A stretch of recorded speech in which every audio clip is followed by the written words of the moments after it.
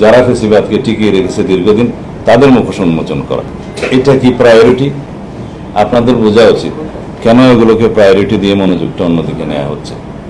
আমাদের প্রায়োরিটি হচ্ছে প্রয়োজনীয় রাষ্ট্রীয় কাঠামোর গণতান্ত্রিক সংস্কার এবং একটি সুন্দর সুষ্ঠু নির্বাচনের উদ্দেশ্যে এই জাতিকে প্রতিষ্ঠানগুলোকে তৈরি করা।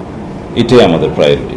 এবং ফেসিবাদের দোষর যারা ছিল, যারা ফেসিবাদকে টিকিয়ে রেখেছে দীর্ঘদিন তাদের মুখোশ উন্মোচন করা। আমি তো 10 বছর ফেসিবাদের রোশানলে পড়ে নির্বাসিত ছিলাম, আয়নাগরে ছিলাম, মৃত্যুর মুখোমুখি ছিলাম।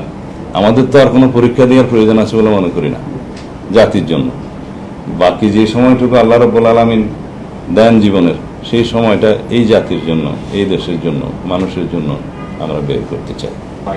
আমরা যে চাই না এরকম কোনো কথা কেউ বলেছে? বিএনপি বলেছে বা অন্য কেউ বলেছে?